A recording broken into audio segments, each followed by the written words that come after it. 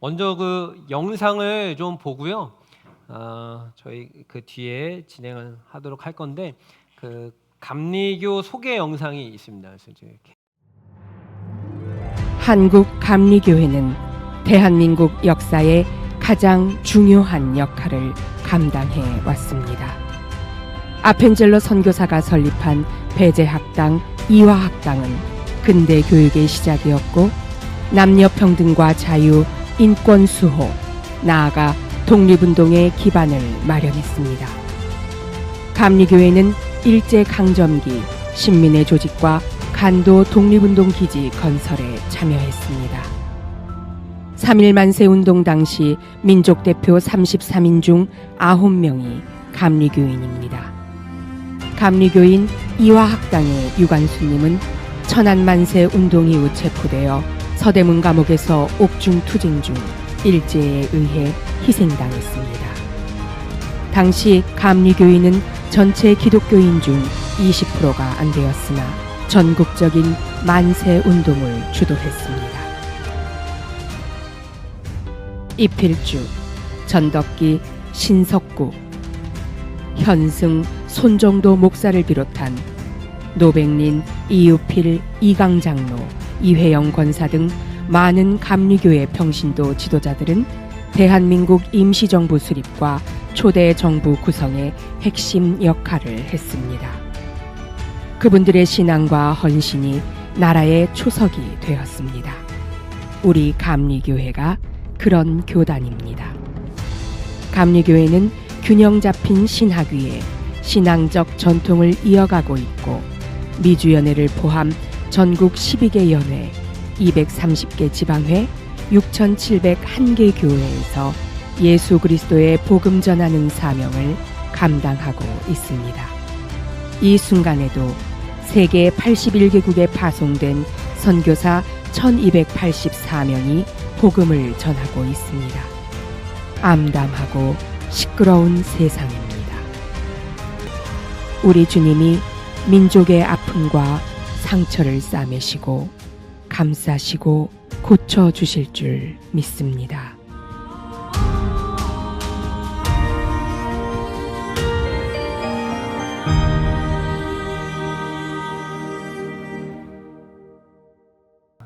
이제 감리교 소개 영상이었고요.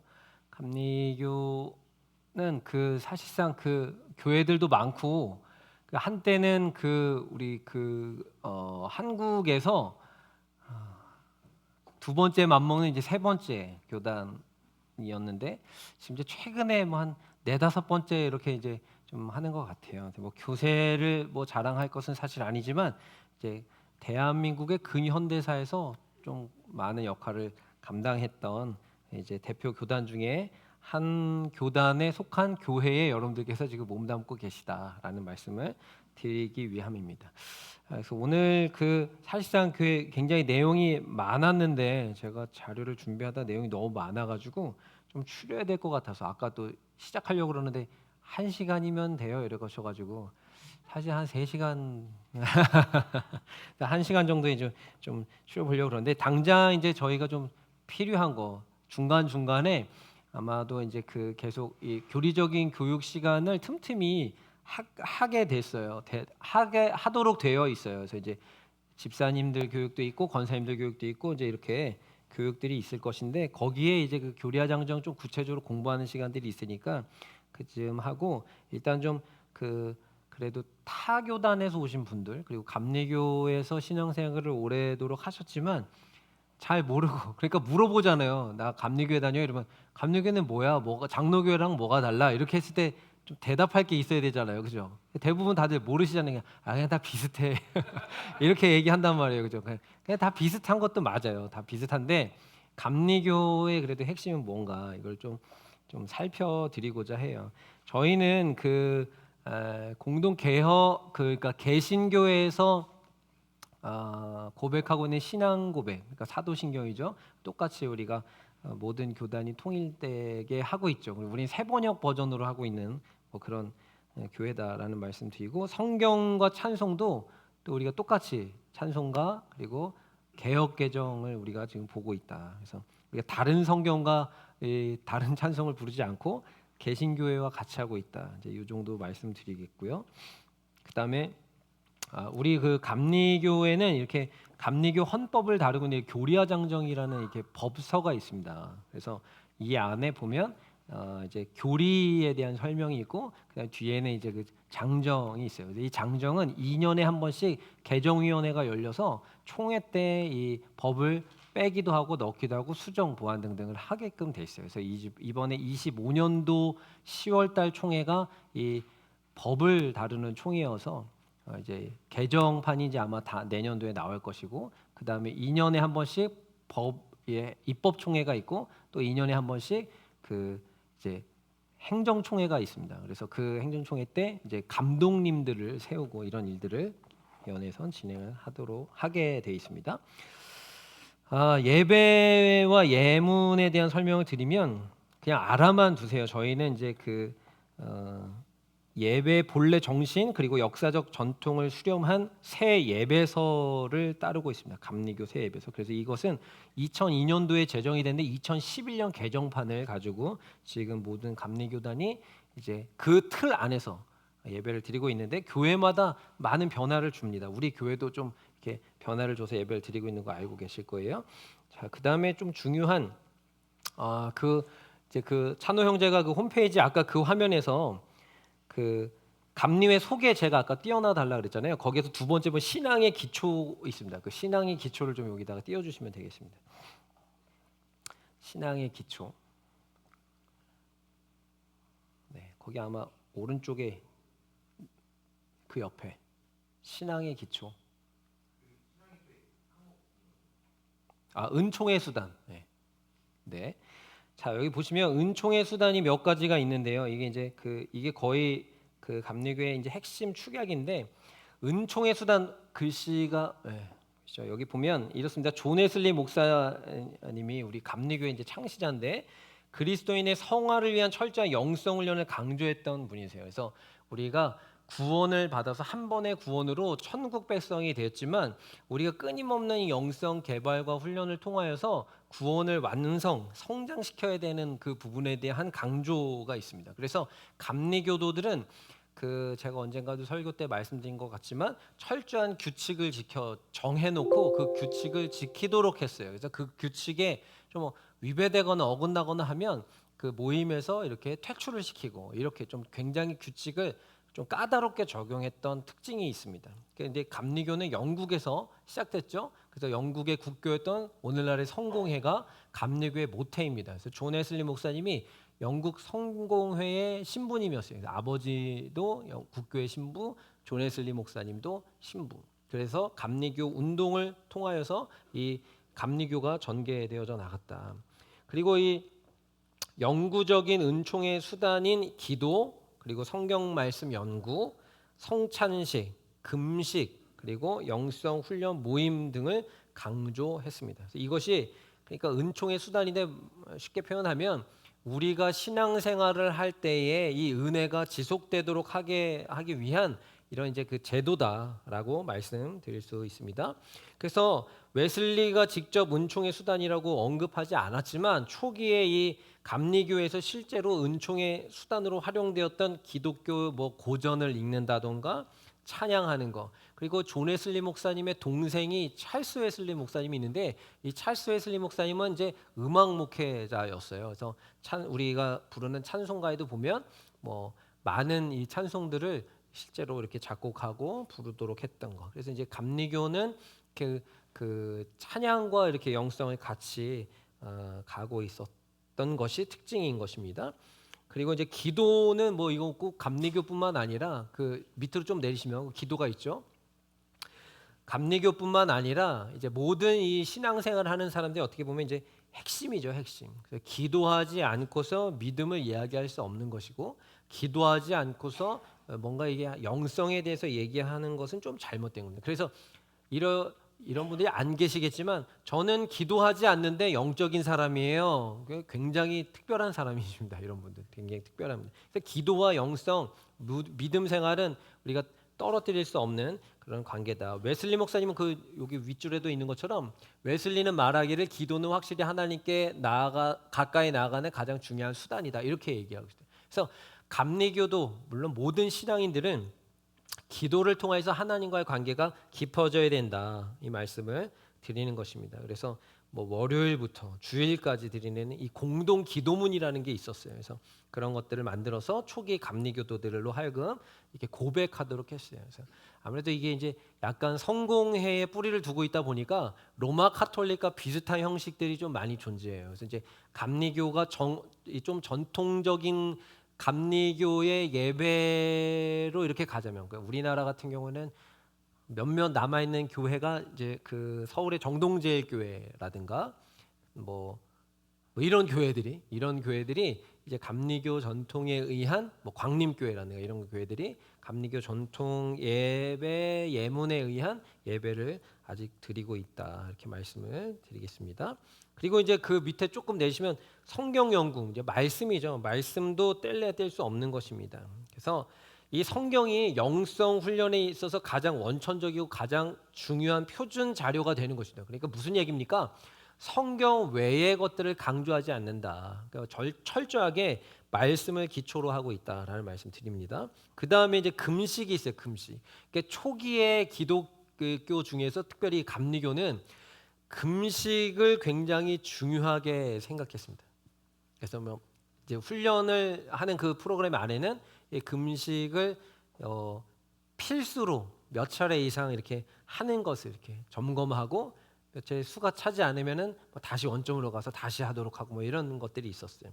그러니까 이제 좀 까다롭게 했다라는 말씀 드린 겁니다. 근데 이렇게 하는 것은 뭔가를 제약하기 위해서 한 것이 아니라 그 영적 생활에 도움을 주기 위해서, 신앙 생활에 도움을 주기 위해서 이런 것들을 정해 놨다라는 것입니다. 굉장히 특징이 있는 게, 이 금식의 특징이 있는 것이 있는데, 그 두 번째 줄부터 보시면 1738년 이후에 금요일만 금식 기도를 하였다. 원래는 수요일이랑 금요일만 했다라는 것이죠. 여러 날 금식하는 거, 하루 금식하는 거, 반나절 금식하는 거, 음식을 전혀 안 먹는 금식, 조금 먹는 금식, 즐겨하는 음식을 금식하는 것 등 상황에 따라서 변경할 수 있다. 이렇게 얘기합니다. 그러니까 어떤 사람 굉장히 좋아하는 음식 있잖아요. 뭐 저는 빵을 좋아합니다. 이러면 그 금식 선포하는 그 기간 동안에 빵을 먹지 않는 거예요. 예. 저는 뭐 커피를 좋아한다. 그러면 커피를 끊는 겁니다. 예. 또 여러 가지로, 그죠? 그래서 오늘날은 이게 이제 좀 발전해서 미디어 금식도 있잖아요. 그래서 미디어 금식 기간에 뭐 고난 주간 같은 데 많이들 하잖아요. 미디어 금식이다. 그러면 뭐 인터넷, 모바일 이렇게 뭐 인터넷 검색, 게임 뭐 이런 거 등등을 이제 아예 이제 단절하는 그런 금식으로 발전하기도 하죠. 자, 그다음에 있어서 우리에게 좀 중요한 것이 성만찬인데, 성만찬. 웨슬리는 루터, 칼빈처럼 교회란 설교가 선포되어지고 성례전이 집행되는 곳에 대해서 강조를 합니다. 그리고 아까도 말씀드렸던 것처럼 성공회에서 오고 성공회가 로마 카톨릭과 닮아 있기 때문에 감리교의 예배 예전에 있어서 성만찬은 굉장히 중요합니다. 그래서 그 부분에 대한 강조가 있었다. 그래서 이 성례는 회개하는 것, 그리고 거듭남을 통해서 이 성화, 거룩해지는 것이죠. 이것을 체험하는 은총의 수단으로 성만찬을 굉장히 잘 활용을 했습니다. 성례전 중에서도 이 성만찬, 여기도 나와 있지만 선제적인 은총, 의와의 은총, 성결의 은총을 전달하는 수단으로 이해를 할 수 있는 것이죠. 그래서 이 웨슬리는요, 성만찬을 그리스도의 대표적인 죽음의 표적, 그리고 현재적 은혜의 표적, 그리고 천국의 표적, 성도의 교제의 표적이 되는 것을 강조하게 됩니다. 이렇게 성만찬을 은총과 영성 훈련의 중요한 수단으로 보았기 때문에 모든 사람들에게, 특히 이 세례를 안 받았어도 예수 그리스도에 대한 믿음을 고백하는 이들에게 이 성만찬을 허락했던 이 대표 교단이 감리교였습니다. 아직까지도 이제 그 보수 장로교 쪽에서는 그 세례 안 받은 교인에게는 성례를 행하지 않습니다. 예. 그러니까 성찬을 받지 못하도록 돼 있죠. 근데 이제 저희는 그 식탁을 오픈해서 이제 초참해요. 근데 교회마다 조금 이 부분이 담임자의 그 목회 성향에 따라서 조금씩 차이가 있긴 하지만 우리 교단의 입장은 이렇다라는 말씀을 드립니다. 그리고 이제 교제가 있습니다. 교제. 마지막에 교제가 있는데 영적 성장을 위한 모임을 중요하게 생각합니다. 그래서 감리교의 대표적인 이 소그룹은 속회죠, 속회. 그래서 이 속회에 그 영성을 점검하도록 돼 있어요. 그래서 이제 이 앞에 보시면 이따가 가실 때 속장님들 가져가시도록 돼 있고 집사님, 권사님, 장로님들 보고서가 있습니다. 그래서 당회 제출용인데요.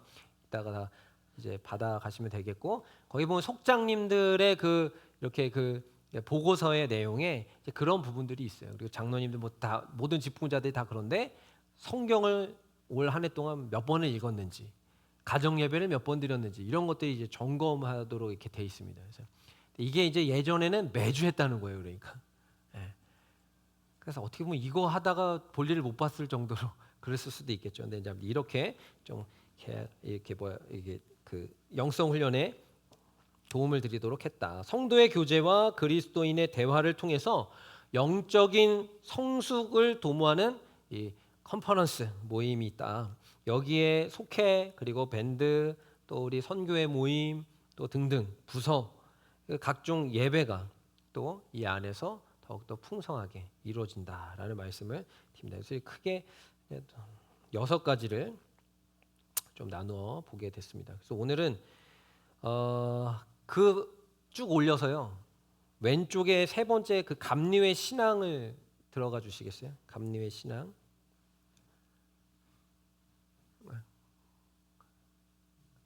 쭉 거기 보면 감리회 신앙 있죠.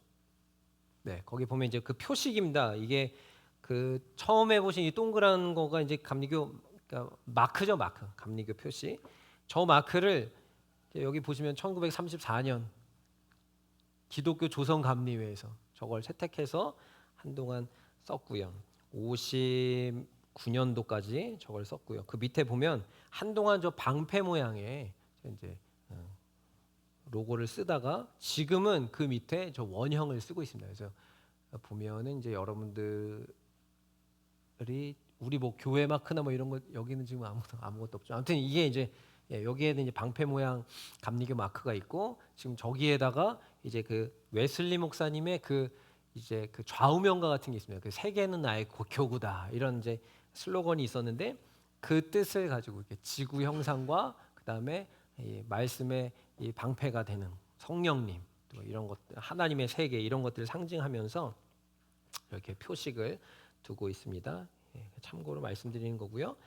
그 다음에 그 위로 쭉 올리시면 그 감리의 표식이라고 되어 있는데 옆에 연합신도의 총치 이것은 이제 영국에서 웨슬리 목사님이 초창기 감리교회를 형성해 나갔을 때 이렇게 내걸었던 규율과 같은 것들입니다. 근데 그건 이제 시간 관계상 넘어가고 그 옆에 종교 강령이라는 게 있어요. 이거 이제 미국 감리교회에서 이제 그 선교할 때 감리교도들에게 이렇게 내렸던 강령입니다. 저것도 넘어가서 나중에 이제 교리 교육 시간에 저런 것들 자세히 배우시면 되겠습니다. 그다음 신학 지침이 있습니다. 신학 지침. 네, 신학 지침. 자, 이거 보이세요? 혹시 기독교 대한 감리회는 여기 글씨? 네, 네, 확대해 주셔서 감사합니다. 같이 한번 여기 읽겠습니다. 진정한 기독교회, 진정한 감리교회, 진정한 한국 교회가 되기 위하여 기독교 신앙의 핵심이 성경에 계시되었고 전통에 의해 조명되고 개인적 경험에 의해 살아 움직이게 되며 이성에 의해 확인된다는 웨슬리의 유산을 계승하여 복음이 한국 문화에 뿌리내려 열매 맺게 하는 신학을 수립해야 할 것이다. 우리 기독교에 대한 감리회는 그렇다라는 것입니다. 그래서 이 한국 정서에 뿌리내리기 쉽게 신앙의 유산을 잘 다듬고 가꾸어서 우리 당대와 후손들에게 내려야 된다. 이것을 이제 사명을 가지고 신학적인 지침을 내렸다. 첫 번째 성경 아까 얘기했던 것과 이제 비슷한 내용이고 전통 두 번째가 전통 세 번째가 체험인데 내리시면 체험인데 체험을 조금 보겠습니다. 이 체험이라는 것은 예수님을 만나고 나서의 증거인데 그 증거가 일시적인 또는 우리의 삶 속에서 지속적으로 나타나야 된다라는 거예요. 그래서 우리가 이렇게 뭐 속회나 아니면 계획이 뭐 신방이나 나눌 때 제가 사실 이런 일이 있었는데 이때 이렇게 되지 않고 잘 됐어요. 뭐 이렇게 간증들을 하잖아요. 그런 하나하나의 이 영적인 체험이 우리의 신앙을 성장시킨다라는 것입니다. 그래서 웨슬리 목사님은 체험적인 신앙을 우리 주 예수 그리스도를 통해서 주시는 이 하나님의 자비에 대한 확실한 신뢰, 그리고 성령의 내적 증거, 외적 열매를 통해서 주어지는 하나님의 은혜다라고 설명을 했습니다. 그래서 체험은 개인적이고 동시에 공동체적이어야 된다는 거예요. 그래서 무슨 얘기냐? 나에게 주신 그 체험을 개인이 깨닫고 느끼고 누리고 그 다음에 속회나 이런 데에서 나눠서. 그렇다고 뭐 없는 체험 만들어서 이렇게 하라는 얘기가 아니라 그 체험거리가 있었을 때 공동체와 함께 나누고 함께 기도하도록 하는 거예요. 그래서 그 체험이 공동체의 책임으로 주어져서 그 체험을 통해서 이루시고 말씀하시는 그 하나님을 공동체가 같이 경험하게 하는 것, 그런 것들이 있었다라는 것이죠. 자, 그래서 이러한 체험이 성서적인 규범에 비추어서 해석이 가능해야 된다. 그래서 여러 차례 말씀드렸지만 뭔가 꿈을 꿨어요. 되게 환상적인 신비스러운 꿈을 꿨어요. 그 신비스러운 경험을 했어요. 근데 이것이 말씀 안에서 해석이 가능해져야 된다. 전혀 말씀과 이게 이 이질감이 있어서 뭐 이상한 얘기 이렇게 되는 것은 우리가 경계해야 된다는 거예요. 이런 부분들에 대해서 말씀적인 지혜와 지식이 없으면 이단으로 빠질 가능성이 굉장히 많습니다. 그래서 이런 부분들. 그래서 어느 순간부터 우리가 이제 그 교리 교육을 잘 이제 좀 등한시하다가 그 따르면 제자 훈련이나 뭐 이런 것들 하다가 이제 이단들한테 이제 많이 당했어요. 그죠? 아직까지도. 그래서 이제 이런 교리적인 교육이 분명하게 있어야 된다. 그리고 네 번째가 이성. 성경 이해하고 그 메시지를 광범위한 지식의 세계와 연관시키기 위해서 우리 신학이 이성을 필요로 한다. 지적이어야 된다. 이성적이어야 된다. 자, 다섯 번째로 이제 토착 문화인데요. 이게 이제 우리 그 기독교 대한 감리교의 특징입니다. 이것이. 우리 한국 감리교는 굉장히 특징이 되게 좋은 점이 있어요. 뭐냐면 미국 선교사님들이 남감리교 선교사님들이랑 그다음에 북감리교 선교사님들이 있었어요. 미국은 그래서 감리교가 둘로 있다가 연합 감리교회로 이렇게 이제 합쳐졌는데 우리나라는 초기 기독교 이 선교지에서부터 이 선교사님들이 그 연합을 해서 선교를 시작했어요. 그래서 우리가 장로교나 타 교단처럼 여러 개의 교단, 교파, 종파가 있는 게 아니라 감리교는 그래서 하나다 이런 얘기를 하는 것입니다. 감리교는 그래서 어디 지역에 어느 교회를 가든 감리교 간판을 들어가면 그냥 다 안전하게 가서 신앙생활을 하실 수 있다라는 말씀을 드리는 것입니다. 그리고 흔히들 얘기하기에 이제 뭐 특별히 이제 장로교단 쪽에서 계신 분들은 감리교회를 이제 진보적인 교단이다 이렇게 이해를 하고 계신 분들이 있어요. 그래서 굳이 보수와 진보를 나누면 진보적인 성향이 좀 있기는 해요. 그래서 아까 영상에서 보셨지만 이런 특징이 있습니다. 조금 이제 사회 참여도가 좀 높고 그리고 조금 행동하는 것에 좀 발빠른 움직임의 대처. 이 교단이 이제 감리교예요. 그래서 아까도 얘기했지만 전체 이 조선 말 시기에 전체 기독교인들의 20%가 채 되지 않았던 감리교인들이었는데 전국적으로 이 독립운동, 만세운동을 전개해 나갔다라는 것. 그것이 이제 행동하는 이 복음주의 신앙을 토대로 하고 있기 때문에 가능했던 일이었습니다. 그래서 한국 감리교회는 21세기 아시아 세계 선교의 주요 그리고 예수 그리스도의 복음을 증언해야 할 사명을 가지고 있다. 그래서 여러분들이 그 사명자들이십니다. 아멘. 네, 많이 졸리시죠? 네. 자, 그 다음에 쭉 올리시면 방금 했던 신학 지침 옆에 신앙 고백이 있어요. 신앙 고백. 이 신앙 고백이 이제 중요한데 우리가 어떤 믿음의 중심을 가지고 신앙생활을 하느냐, 어떠한 고백 위에 우리가 이제 신앙을 쌓고 있느냐에 대한 설명입니다. 그래서 1884년에 고종 황제가 선교를 윤허해줘요, 허락해줘요, 정식으로. 그래서 그때부터 이제 선교가 이렇게 이제 진행되어진 거, 그거에 대한 설명을 해주고 있는 것입니다. 그리고 지금 이제 그 밑에 좀 내리시면 처음에 1930년대 감리교 교리적인 선언이 있었어요. 이것은 이제 뭐 종교 강령이 있었고 설교집, 신약 주석 등등으로 해석이 되었죠. 그래서 여기에 8가지 조항이 있었습니다. 그래서 저도 어렸을 때 한동안 이 감리교 교리적 선언을 예배 때마다 이렇게 읽고 했던 기억이 나고요. 그리고 나서 이게 이제 감리교 신앙고백으로 바뀝니다. 1997년도에 바뀌어요. 그래서 밑으로 좀 내리시면 그 설명도 있습니다. 그래서 또 8가지. 그래서 아까 교리적 선언 그 8가지에서 조금 더 현대적으로 바꿔서 감리회 신앙 고백이 이렇게 8가지가 있다. 이게 지금 안 하면은 한 10년 동안 안 할 수도 있거든요. 그래서 8가지는 우리가 같이 8가지를 읽겠습니다. 감리회 신앙 고백입니다. 1997년도에 개정된 1번부터 읽겠습니다. 우리는 우주 만물을 창조하시고 섭리하시며 주관하시는 거룩하시고 자비하시며 오직 한 분이신 아버지 하나님을 믿습니다. 둘, 우리는 말씀이 육신이 되어 우리 가운데 오셔서 하나님의 나라를 선포하시고 십자가에 달려 죽으셨다가 부활 승천하심으로 대속자가 되시고 구세주가 되시는 예수 그리스도를 믿습니다. 우리는 우리와 함께 계셔서 우리를 거듭나게 하시고 거룩하게 하시며 완전하게 하시며 위안과 힘이 되시는 성령을 믿습니다.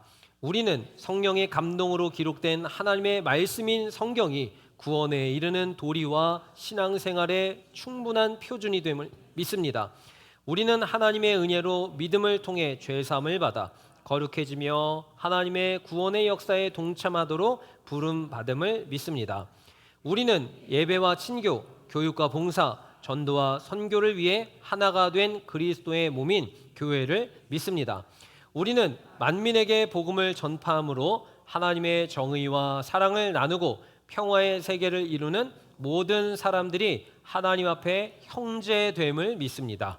우리는 예수 그리스도의 재림과 심판, 우리 몸의 부활과 영생, 그리고 의의 최후 승리와 영원한 하나님 나라를 믿습니다.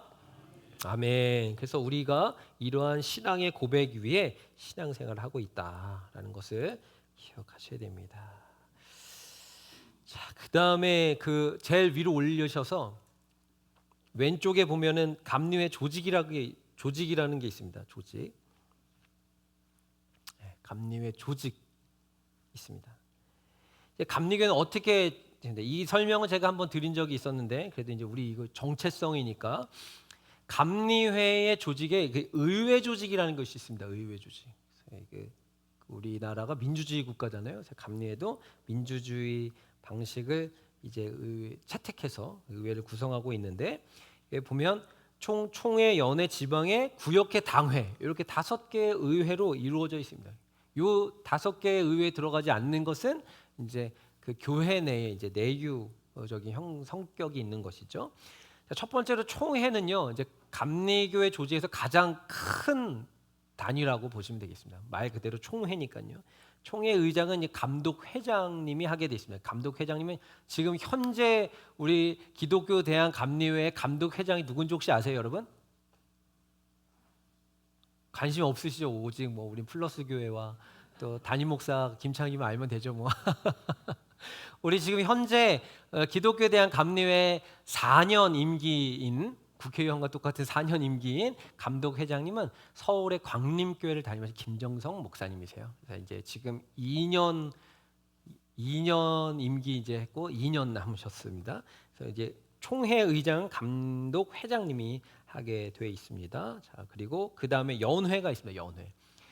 그래서 우리 교회는 기독교 대한 감리회 소속, 그 다음에 연회가 있는데 우리 연회가 어디 연회인지 아세요?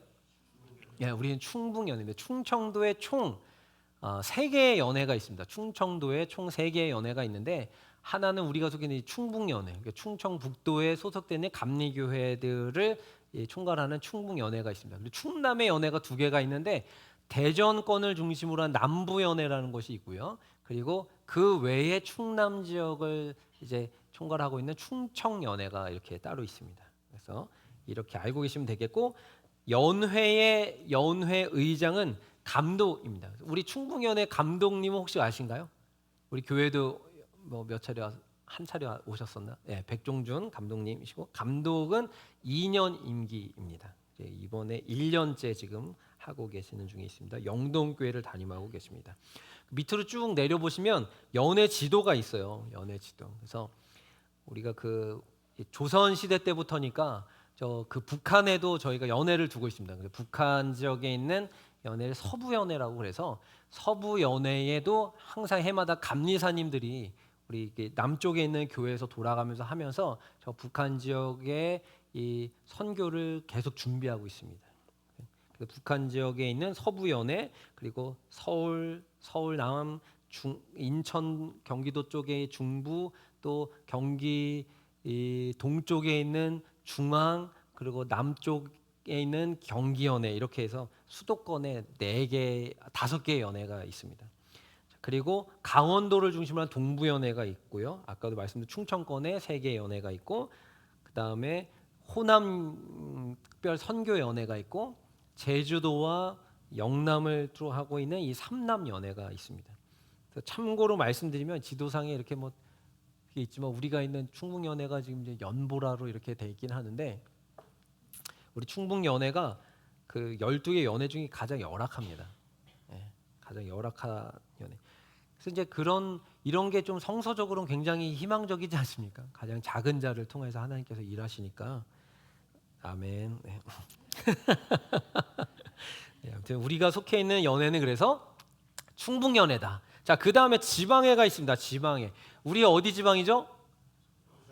네, 음성서 지방입니다. 이 충북연회에 13개 지 맞나? 13개 아니 23개. 아무튼 이 지방들이 막 있어요. 저기 단양에서부터 저 북쪽에 단양에서부터 제천, 충주, 그다음에 괴산, 음성, 진천, 청주, 그 밑에 영동 여기가 이제 영동이 옥천, 영동 이쪽에 이제 다 보은 이쪽에 다 이제 하고 이렇게 해서 지방들이 있는데 우리 음성에는 음성 지방과 음성 서지방 이렇게 2개 지방이 있습니다. 그 중에서 우리 플러스 교회가 소속되어 있는 지방은 음성 서지방이 되겠습니다. 음성 서지방에는 총 23개의 교회가 있다고 그래요. 그래서 우리 교회가 이제 개척이 돼서 23개의 교회가 있다고 합니다. 그래서 이 지방회의 의장은 감리사님이십니다. 감리사님 임기는 2년이고요. 우리 지방의 현 감리사님은 선민교회 담임하시는 이영환 감리사님이십니다. 참고를 해주시면 되겠고 우리가 좀 그래도 그나마 좀 지방회는 우리가 좀 갈 기회들이 생기니까 지방은요 이렇게 돼 있습니다. 여기도 설명이 뭐 개척교회 담임자 뭐 장로 구역 대표 쭉쭉쭉쭉 이렇게 해서 어느 정도가 되면 지방회가 조직된다 이런 설명들이고요. 각 연회마다 감리사가 이 지방의 사업과 행정을 관할하게끔 돼 있습니다.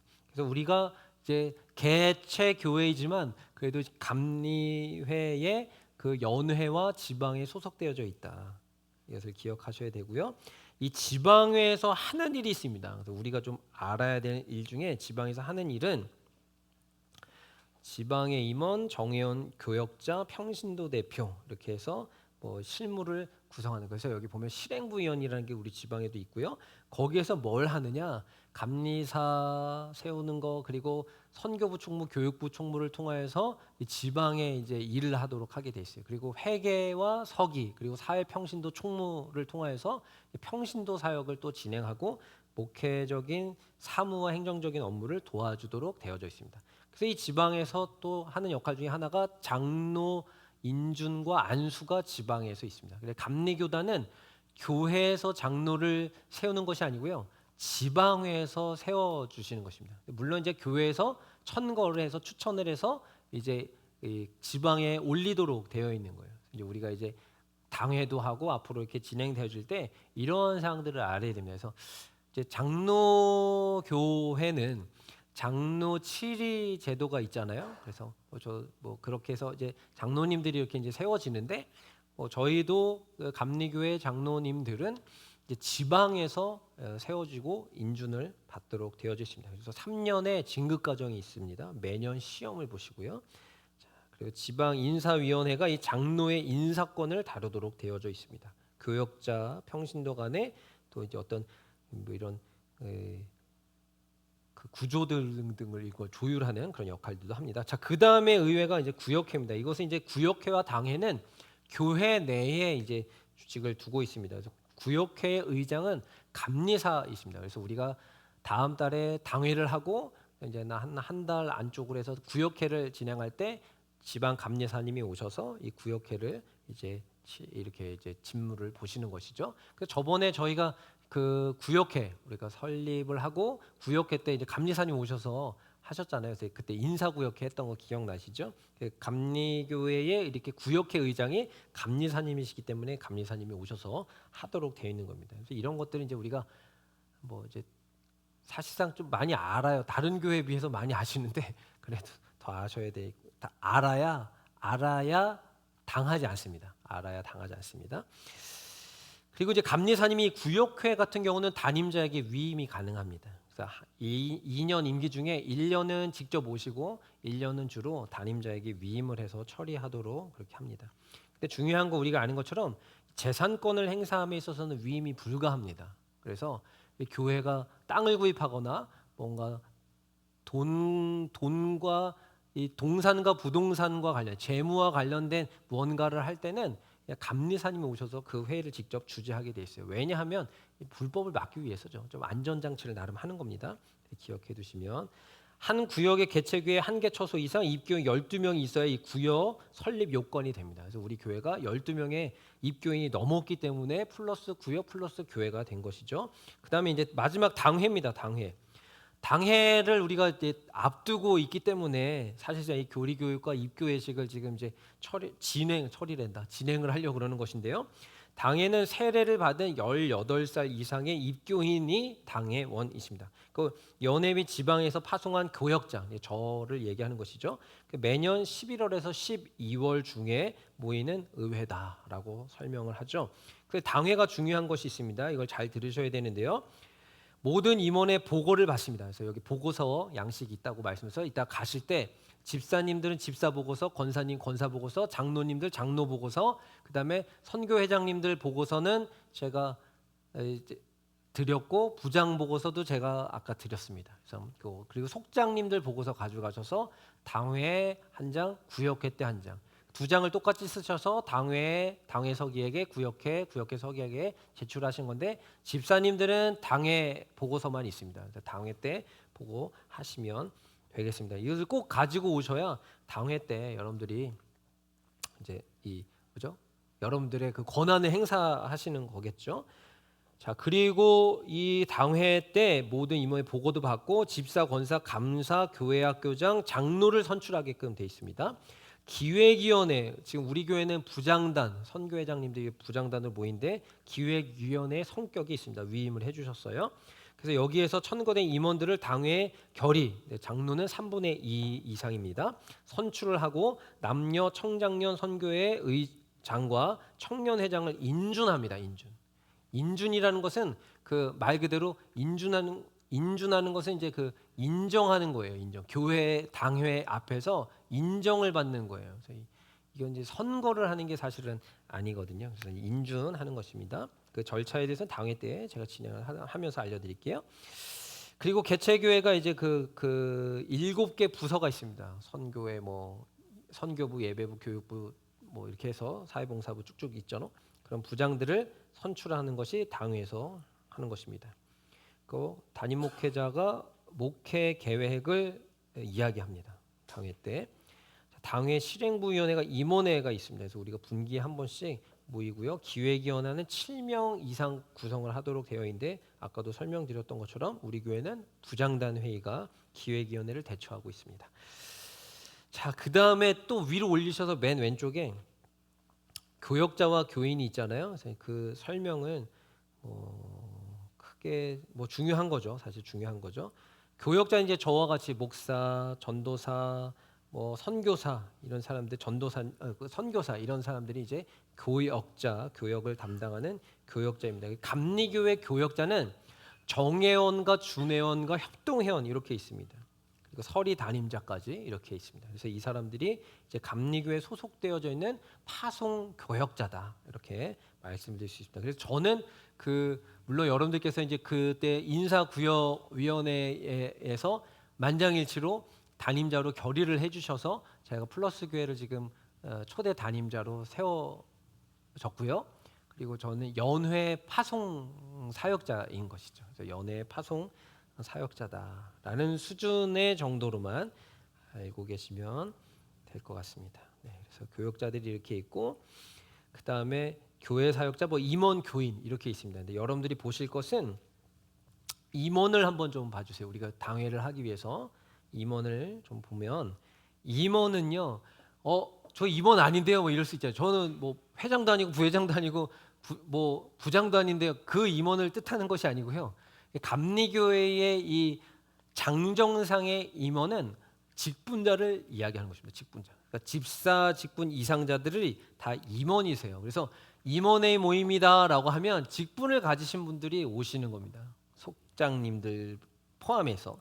그래서 집사의 자격이 있습니다. 이제 속장님들이 좀 잘 보셔서 각 속회에서 자격이 되시는 분들을 당회 전에 추천을 해주셔야 됩니다.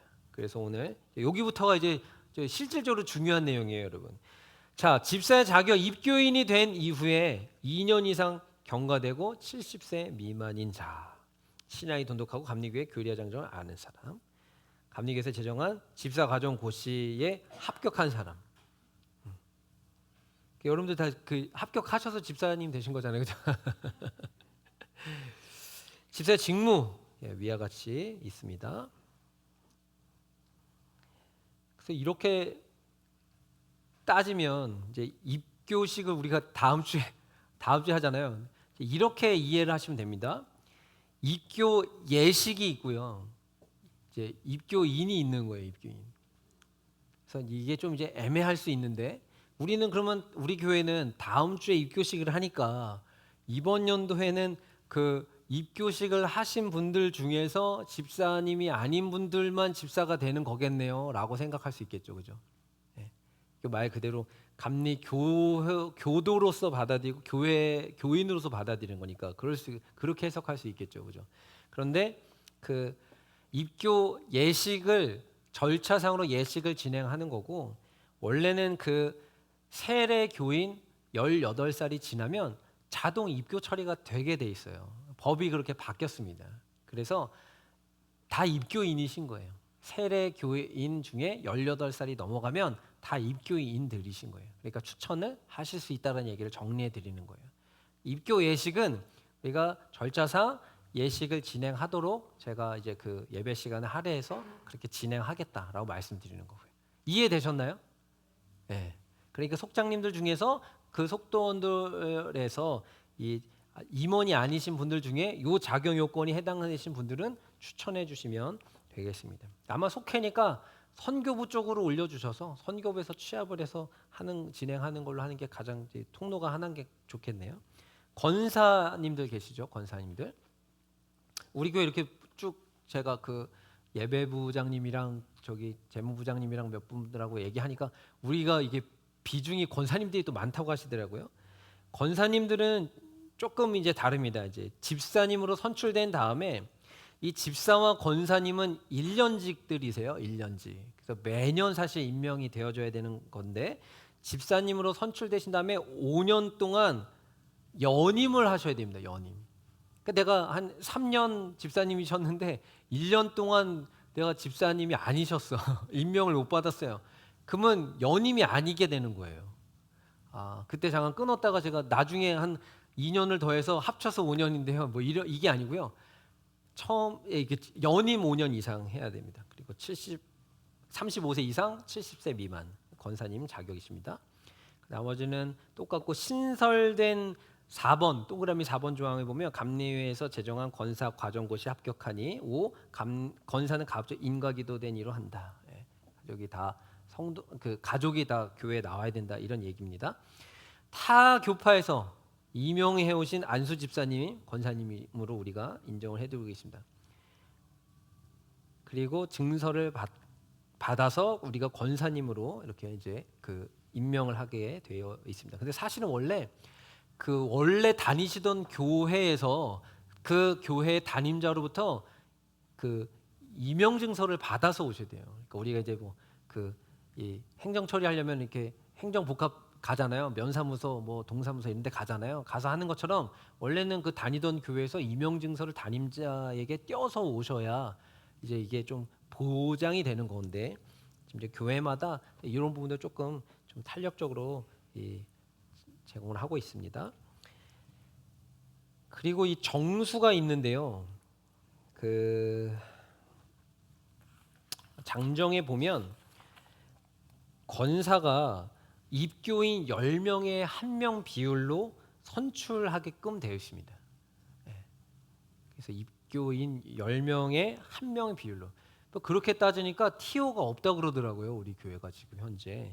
그래서 아무튼 근데 그럼에도 불구하고 자격이 되실 법한 사람들을 추천을 해주시면 저희들이 검토를 하도록 하겠습니다. 자, 그 다음에 권사의 직무 중에서 이 말씀을 좀 드리려고 그러는데 예배부장님이 계속 이제 그 여러분들 성경봉독자 주일날 성경봉독자 그다음에 대표기도자들 이렇게 이제 뭐 연락도 취하시고 안내도 드리고 뭐 이러고들 계시는데 이제 그 대표기도 못 하시겠다고 하시는 권사님들 뭐 계시고 이렇게 하시는 거예요. 근데 직무에 이렇게 돼 있습니다. 신앙이 돈독하고 교인의 의무를 성실히 감당. 아이고 잘못 읽었네. 담임자의 지도에 따라 기도회를 인도한다 이렇게 돼 있어요. 그러니까 권사님이랑 집사님이랑 굳이 그 저기 교리와 장정상에서 좀 기준을 나눠보자면 기도회 인도가 가능하신 분들이 권사님이시다. 아 나는 그런 거 할 줄 몰라 안 해봤어 쑥스러워서 어떡해 라고 하지 마시라는 거예요. 그러니까 지금 예배부장님이 지금 이게 담임자를 도와서 지금 이게 예배를 세우고 계시는데 많이 도와주셔야 됩니다. 그리고 권사님들은 신자들을 신방하고 낙심한 이들 권면하고 불신자 전도한다.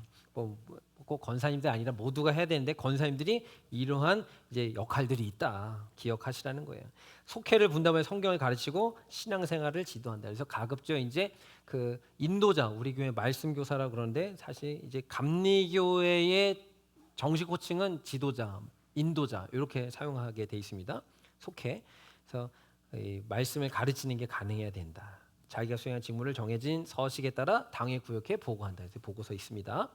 장로는 30명의 1명 비율로 선출하도록 되어져 있습니다. 그래서 우리가 그 대략적으로 입교인을 따져 보니까 우리가 입교인이 예배부장님 대략적으로 따져 보니까 입교인이 대략적으로 잠시만요. 네. 그래서 우리가 장로님들 입교인 100명 100명 따졌을 때 그럼 우리가 30명에 1명의 장로를 세울 수 있어요. 꼭 세워야 된다는 아닌데 세울 수 있습니다. 그러면 우리가 최소한 3분의 시무장로님은 존재하셔야 된다. 지금 이제 이규태 장로님이 위임에 오셔서 한 분이 계시잖아요. 그래서 2분의 TO가 아직은 존재합니다. 그래서 이번 당회 때 이제 그 이분들이 기획위원회 천거를 통해서 될지 안 될지 이거 기도를 하셔야 돼요. 그러니까 저 사람 할만하니까 저 사람 나랑 친하니까 얘 절대 안 됩니다. 이거 자격 여건이 되어지시고 그리고 이 성서에 보면은 이렇게 모든 사람에게 칭찬받고 인정받고 존중받고 이런 분들 있잖아요. 그게 이렇게 여기 직무에 쭉 나와 있습니다. 그래서 40세 이상 65세 미만 권사로 5년 이상 연임 가족이 교회에 나오는 사람 추천을 받을 수 있습니다.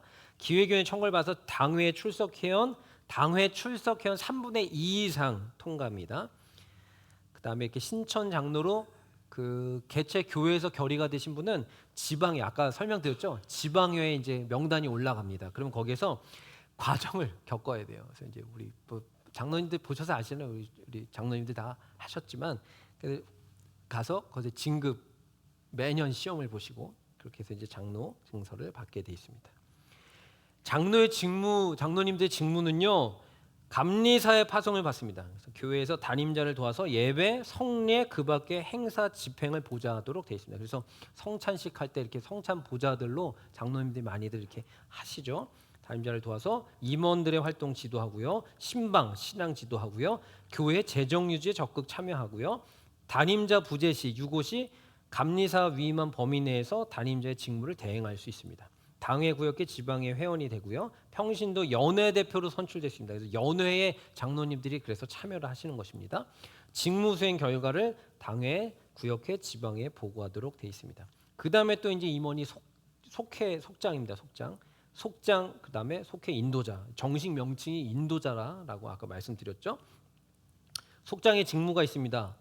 모이는 일시, 장소 결정, 통지, 속회원금 수합, 속회일지 작성 및 제출, 속회 업무 담당. 속해 인도자와 협력하여서 운영에 이바지하고 속해 인도자 6호씩 그 직무를 대행합니다. 속장은 속해를 관리합니다. 매주 속해원의 변동사항, 속해 현황을 담임자에게 보고하도록 되어 있습니다. 그래서 속해 보고서들을 제출해 주십사 말씀드리고 지금 잘 하고 계시는 속해들이 있죠. 속장은 속해에서 수합된 속해원금을 재무부에 납입한다. 우리 교회는 내규로 그래서 이것을 선교원금으로 다 해서 해외 선교지로 보내고 있죠. 알고 계시죠? 속장은 담당 속해 현황을 당회와 구역회에 보고한다. 그래서 여기 보고서가 있습니다. 가져가시면 되겠습니다. 자, 그 다음에 이제 우리가 그 맨 위로 올려서 제일 오른쪽에 이제 교인이 있습니다. 교인. 감리교의 정식 교인은요 네 부류로 나뉩니다. 원입인, 그 다음에 세례 아동, 세례 교인, 입교인, 세례인, 입교인 이렇게 네 부류가 있습니다. 원입인은요 세례를 받지 않은 교인이 원입인입니다. 쉽게 설명하면 여기 두 줄로 쭉 써 있지만 세례를 받지 않은 교회 성도가 원입인. 세례 아동이 있습니다. 유아 세례 기준은 여기 이제 청원서를 갖다 놨지만 제가 근데 아까 교육부에 확인을 하니까 이 대상자가 우리 교회는 아직 없어요. 근데 빨리 이제 그 아이들을 낳으셔서 유아 세례 아무튼 5살 미만 자들이 5살까지니까 5살 이하의 자들이 이 세례 아동인 것이죠. 그러니까 유아 세례를 받을 수 있는 나이가 5살까지다 이렇게 이해하시면 되겠습니다. 세례 아동은 이제 그 위로부터 12살까지 그러니까 초등학생들인데 12살까지 이제 세례 아동 그리고 세례인은 또 이제 그 청소년 시기부터 이제 세례인 그 위에 그리고 입교인이 이제 18살부터 이렇게 이제 정리가 되겠습니다.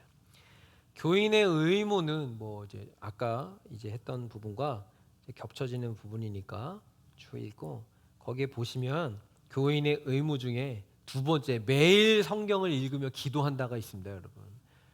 매일 성경을 읽고 기도하기에 제일 좋은 거는 새벽기도 참석입니다. 그래서 새벽기도를 많이 참석해 주시고 저는 새벽만큼은 피하고 싶습니다. 이러면 요청을 하시면 저녁기도회 만들어 드릴게요. 저녁기도회 하시면 되겠습니다. 모든 예배와 기도에 속해 교회학교 사경회 부흥회 그밖에 모든 은혜 받는 집회에 참여하는 것이 교인의 의무입니다. 그래서 우리 교회가 속해 있는 감리교단은 아까 제가 지방회를 설명할 때 말씀드렸는데 기억나실지 모르겠지만 감리사님이 계시고 그 다음에 이제 총무님들이 3분이 있어요. 3분. 이게 이제 돌아가면서 2년 임기를 하는데 하나는 사회평신도 총무는 지방의 장로님들이 맡고요. 그다음에 선교부 총무와 교육부 총무가 있습니다. 그래서 우리가 연합부흥회를 해마다 하잖아요. 이제 덕산에서도 다들 진천지방으로 다녀오시고 이번에 음성에 와서도 우리가 소망교회로 연합부흥성에 갔다 왔잖아요. 이번 여름에 했던 지난 가을에 했던 음성 서지방 연합부흥회는 선교부 주간 부흥회였어요. 선교부 주간. 그리고 겨울에 주로 하는 이 부흥회는 예전에 사경회라고 이름해서 이제 사경에 오셔서 집회도 하고 강의도 듣고 이런 거예요. 그래서 사실상 이 교육부는 말 그대로 교육의 목적이 있잖아요. 그래서 사실상 이 사경회 때 교리 교육도 하도록 되어 있고 신학서정 그다음에 신구약학 그리고 그 뭐 정책 세미나 등등을 하도록 되어 있습니다. 그래서 그 우리도 교재가 다 있지만 1년 집사 1년급, 권사 1년급, 뭐 장로 1년급 이분들이 받는 그 교육이 있어요. 그 교육을 원래 하도록 되어 있습니다. 사경회 때. 근데 지금 이제 시대가 많이 바뀌고 편리주의화 되면서 부흥회로 그냥 한 번에 이렇게 하는 거예요. 그래서 저희가 내년 1월 마지막 주일부터 수요일까지 교육부 주간 부흥사경회가 지금 계획되어 있습니다. 기억해 두시고 꼭 참여하셔야 되는 거예요. 원래는 꼭 참여하셔야 되는데 그래 뭐 이제 갈 때 가고 뭐 이렇게 또 성가대 맡으면 가고 막 이러잖아요. 사실 원래 이게 조금 까다롭게 하는 지방 같으면은 진급 안 시키고 막 이래야 되는데 그러면 이제 또 다들 상처받고 이러니까 요새 많이 좀 부드러워진 것이죠. 근데 알고는 계십시오. 이렇게 진행이 된다라는 것을. 네, 그리고 이제 생활 수칙이 있는데 이런 것들을 한번 참고해 주시면 좋을 것 같습니다. 네, 그 다음에 맨 위로 올려서 이제 마지막으로 왼쪽에 맨 밑에 교세 현황. 2024년도 감리교 교세에는 총 교인 수만 말씀을 드릴게요. 총 교인 수가 우리가 113만 3,837명입니다. 작년 통계가 그렇습니다. 작년 통계가. 그래서 우리가 이러한 교회와 교단 그리고 지방 뭐 연회수 있고 목회자 수 여기 보면 정회원, 준회원 있잖아요. 그래서 준회원은 전도사님들을 이야기하는 거고요. 정회원은 안수를 받은 목사님들을 이야기하는 것입니다. 교인은 아까 얘기했던 저 입교인, 세례인, 세례아동, 원입인, 성인 아동 포함해서 다 교인이라고 말씀드렸죠. 그 교인들이 저렇다. 이렇게 보시면은 충북연회가 있는 데를 보면 교세가 보세요. 네. 저 호남 특별연회는 원래 연회 성격이 아닌데 특별연회로 부여한 거라서 사실상 연회가 아닐 수 있어요. 그러니까 제일 열악한 연회가 예전에 삼남연회였어요. 근데 삼남연회, 호남연회가 원래 같이 있었어요. 그래서 영남, 호남, 제주도 이렇게 해서 삼남연회였는데 호남연회가 특별연회로 나간 거예요. 그래서 삼남연회가 제일 열악한데 충북연회가 더 열악하죠. 네, 그래서 그렇다고요. 예. 그래서 우리가 이렇게 열악한데서 신앙생활을 하고 있다. 예. 그렇지만 하나님께서는 작은 자를 통하여서 큰 일을 하신다. 예. 기억하십시오. 하겠습니다. 하나님 아버지 감사합니다.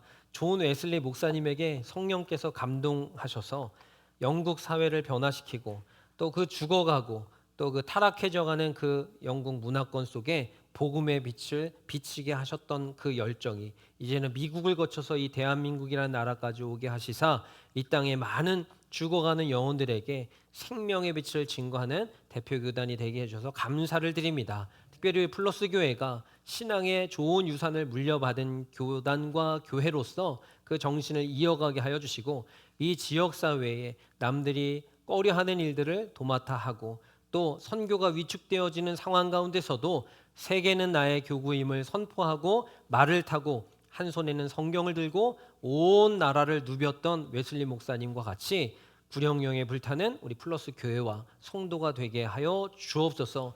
이제 2025년도 한 해를 마무리해 나가는 시점이 됩니다. 오늘 왕국주일로 지켰고 다음 주부터는 이제 대림절기를 살아낼 텐데 하나님 당회를 앞두고 있는데 하나님께서 필요하신 이 플러스 교회 임원들을 세워주시고 하나님 장로님들, 권사님들, 집사님들, 또 속장님들 하나님께서 또 부서장들, 선교회 회장들을 하나님께서 세워주셔서 플러스 교회가 하나님의 나라를 더욱더 확장시켜 나감에 있어서 임원들이 온전한 일꾼으로 세워지게 하여 주시옵소서. 감사드리며 예수 그리스도의 이름으로 축복하고 기도드렸사옵나이다. 아멘. 박수로 하나님께 영광 돌리겠습니다.